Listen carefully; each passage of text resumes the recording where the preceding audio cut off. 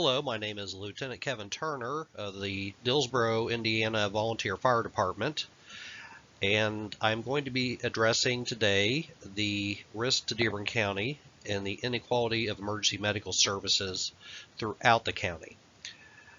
Part of my background, I'm also a police officer.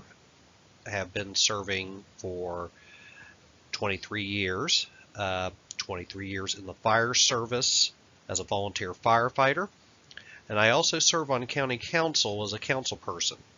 In Indiana, county council is responsible for the fiscal management of the county and approves the budget for the year and any additional expenses that are incurred by the county.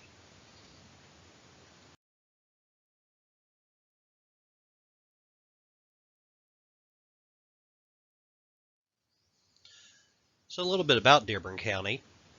Population is currently about 50,000, but the county has grown greatly since the 1970s when the current system of emergency medical services were established. Over 20,000 people migrated to the county, mostly from the Cincinnati area, and mostly settling in the east part of the county. However, as the eastern part of the county began to fill up, people moved to the western part of the county. Dearborn County is one of the oldest counties in the state. It was actually the third oldest, and differs from a lot of the other counties in Indiana in the respect that there is no one central city. Most counties in Indiana have one large town or city in the center of the county that serves as the county seat and provides most of the police, fire, EMS services out to the more rural areas of the county. Dearborn County has three small towns that are considered third-class cities. None of them have a population over 6,000. There's also two census-designated places, Bright and Hidden Valley, that also do not have a population over 6,000. These are concentrated in the eastern and south part of the county. To the west, we have four small incorporated towns and two small non-incorporated towns that provide EMS, fire, and police services. The population is split about half and half, with the concentration on the east part of the county in the three small cities and the census designated places, and on the west part of the county spread out throughout these other small towns, none which are larger than 2,000.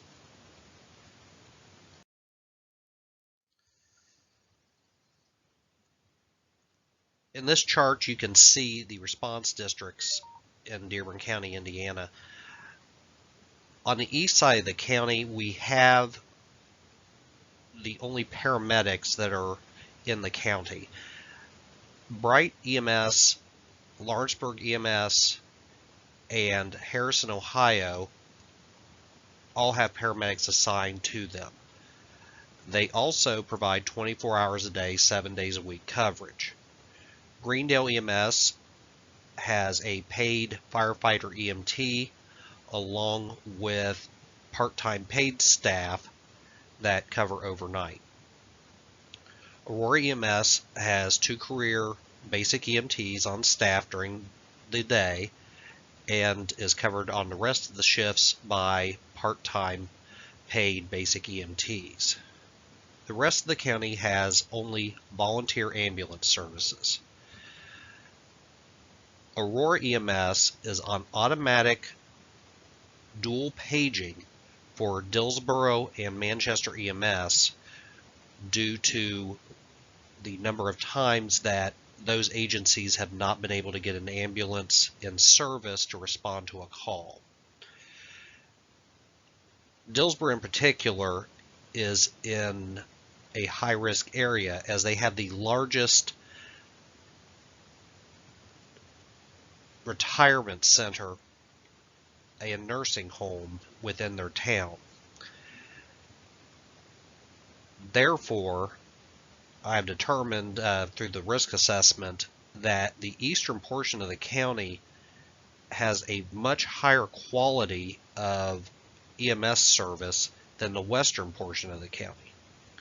Furthermore, the county hospital, St. Elizabeth Dearborn, is located currently in Lawrenceburg and will shortly be moving to Greendale, increasing the response time from the western portion of the county to the hospital. Once again, there are no advanced life support services in the western portion of the county. They only receive assistance from Lawrenceburg EMS if they require it. The Dearborn County Commissioners have a rule that counties outside of Dearborn that are within Indiana cannot provide paramedic services, even if they are available. Currently, there are talks and meetings going on to try to address that situation. We have three goals and objectives to reduce the risk of the inequality of EMS service in Dearborn County. The first is we're going to try to reduce the number of times that EMS service calls are missed by the responsible district, and also reduce the need for dual paging of ambulance services. Second is to provide better response time for advanced life support service, especially in the western portion of the county. And the third is to provide an increased quality of service without a large increase in government funding. In my experience as a county councilman, the amount that the county has available for EMS service is limited, even though the authority that has jurisdiction is the county commissioners. The county has been relying on volunteer ambulance services for well over 40 years, and the county has outgrown their capabilities to provide proper emergency response. Already, a planning and implementation team has met. The team that met last week was the president of the county commission, myself, the Dearborn County Emergency Management Director, Dearborn County 911 Director, the sheriff, and the county administrator. The planning and implementation team, as we see from this slide, would be headed by the county commissioner, being the authority that has jurisdiction, the lead plan creator, and the county auditor, who monitors the amount of money that the county has available to spend. Directly reporting to those people would be Dearborn County Emergency Management Director, the 911 Director, the sheriff, county administrator, a representative from the Life Squad Association, and a representative from the Fire Chiefs Association.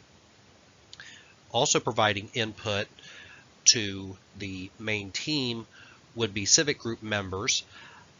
The Lions Club in our county has many business members that are influential. County council members, since they approve spending for the county. Henry County EMS, which is a county that is similar in size to Dearborn County and has implemented advanced life support response vehicles, and township trustees, who provide the funding for the fire and EMS within their townships. To provide consistent coverage in all parts of the county, the plan would be to create a Dearborn County EMS department that covers Dillsboro, Manchester, Morris Hill, St. Leon, and Aurora. The county funds EMS at $420,000 a year spread throughout the departments, in addition to $12,500 for each fire department and EMS department. This would give enough money to staff the stations, at least during the daytime hours when commuting to work is at the highest. And in Dearborn County, about 60% of the population commutes 30 minutes to work, usually in the closest neighboring city of Cincinnati, Ohio, with paid part-time EMTs. Instead of dissolving the volunteer EMTs would be able to pick the time when they are going to work and can work at any station, being paid at the county part-time rate of $15 an hour. Furthermore, to cover the area of I-74, an EMS transport unit would be created in St. Leon, where currently only first responders are based. And the Sedmon EMS contract would be canceled, therefore freeing up more money from that contract to provide funding for this plan. Our second goal is to provide advanced life support coverage to the western portion of Dearborn County. This is going to be done by creating a rapid response unit with a paramedic paid part-time on board and rotated throughout the districts on the western portion of the county. Below you can see how each station would be staffed throughout the week, with the chase car rotating on the furthest western edges between Dillsboro, Manchester, and Morris Hill. As a county councilman, I know that budgeting is very important to make a project successful. Therefore, I have determined that the following areas will be used to help fund this project. First off, the runs made by this new Dearborn County Emergency Medical Department will be put back into the project. Furthermore, the EMS distributions by the county from Riverboat Gaming, which we do have a Riverboat Gaming casino in our county, and the county commissioner's EMS fund that goes to those agencies would fund this project. Additionally, we do have an area of engineering and equipment that needs to be addressed, which would be the purchase of a rapid response vehicle for the advanced life support unit. Dearborn County recently passed a local income tax that goes directly to public safety, and that money could be directed to fund the purchase of this advanced life support unit, which would be a one-time cost. To make projects palatable to the government and to the population of taxpayers, one must remember to try to make it as budget neutral as possible. In accordance with the Vision 2020 and NFPA 1300, we need to measure the success of any sort of community risk reduction plan. To address goal and objective number 1, we are going to look to see if calls are being covered by the agency responsible instead of relying on the backup agency or dual response agency, which at this time is Aurora EMS. Secondly, we're going to compare the advanced life support response times over the next corresponding to the last 36 months. If the response time for the advanced life support unit being on scene is less than what had previously been recorded, then progress will be considered gained. And third, we're going to examine the funding for the project and compare with previous government expenditures in the field of EMS service for Dearborn County. I expect that with the billing going into the Dearborn County Emergency Medical Services Department, that it will be better than the current expenditures, which just go out amongst the volunteer agencies and the career agencies, and there's really no accounting as to where that money goes. A government increase in expenditures of 10% or less would be considered completely acceptable, with the major advances in services provided to the western portion of the county and benefiting the county overall. Thank you for viewing my presentation on community risk reduction for EMS in Dearborn County. We appreciate the time that you've taken to watch this, both from the government of Dearborn County and also from the Dillsboro Fire Department.